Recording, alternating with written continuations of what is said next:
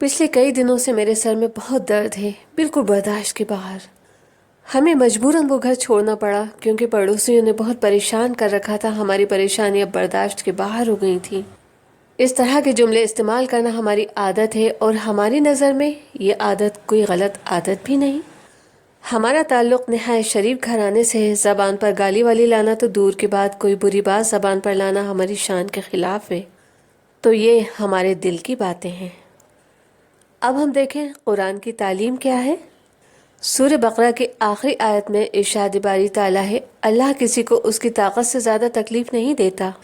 اس آیت کی روشنی میں ہم اپنا محاسبہ کریں کہ ہم پر آئی کسی بھی پریشانی کے لیے یہ کہنا کہ یہ برداشت کے باہر ہے، یہ معمولی سا لگنے والا جملہ قرآن کی اس آیت کی مخالفت کرتا ہے۔ ایک بزرگ نے کبھی میں لفظ کا استعمال نہیں کیا تھا کیونکہ اسی میں نے ابلیس کی کروڑوں سال کی عبادت ضائع کر دی تھی۔ ابلیس کو غرور آ گیا تھا کہ میں آگ سے بنا ہوں، آدم مٹی سے، میں زیادہ اسٹرانگ ہوں، میں آدم کا سجدہ نہیں کروں گا۔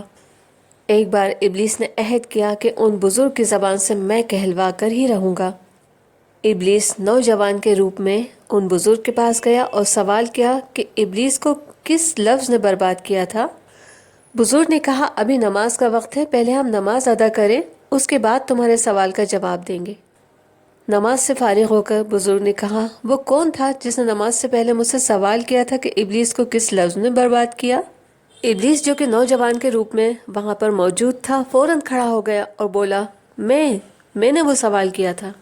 بزرگ نے فوراً جواب دیا کہ بس جو لفظ تم نے ابھی ابھی خود اپنے لیے استعمال کیا ہے، اسی لفظ نے اس ابلیس کو برباد کیا تھا۔ اس طرح بزرگ نے ابلیس کی شرارت کو بھی بھانپ لیا اور حکمت کے ساتھ اس کی بات کا جواب بھی دے دیا۔ بے شک اللہ رحیم ہے، کریم ہے، ہمارے گناہوں کو معاف کرنے والا ہے، لیکن اگر پکڑ کرنے پر آ جائے تو معمولی سے لگنے والی غلطی بھی ہمیں دائرہ اسلام سے باہر کر سکتی ہے۔ آخر ابلیس کی کروڑوں سال کی عبادت ایک میں نے ہی برباد کی ہے نا۔ ابلیس نے نہ اللہ کو اپنا خالق اور مالک ماننے سے انکار کیا، نہ آدم علیہ السلام کو نبی ماننے سے انکار کیا، اور نہ ہی اللہ کی عبادت کرنے میں کوئی کوتاہی کی۔ صرف ایک غرور، ایک ضد، ایک انکار، ایک گستاخی نے ہی تو اس کی کروڑوں سال کی عبادت ضائع کر دی۔ بھائیوں اور بہنوں، قرآن متقی لوگوں کے لیے ہدایت ہے۔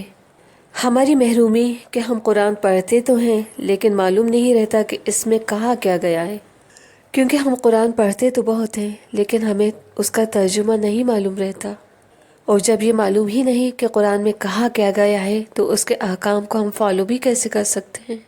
ہم کوشش کریں، چاہے ہم کسی بھی عمر پر پہنچ گئے ہوں، قرآن کو ترجمے کے ساتھ پڑھنے کے لیے وقت نکالیں، اللہ کے احکام کو سمجھنے اور اپنی زندگی میں اتارنے کی کوشش کریں۔ فی الحال ہم آج اور ابھی اس جملے کو اپنی ڈکشنری سے ڈیلیٹ کر دیں کہ میری کوئی بھی تکلیف، میری کوئی بھی پریشانی برداشت کے باہر ہے، کیونکہ یہ جملہ قرآن کی آیت کی مخالفت کرتا ہے۔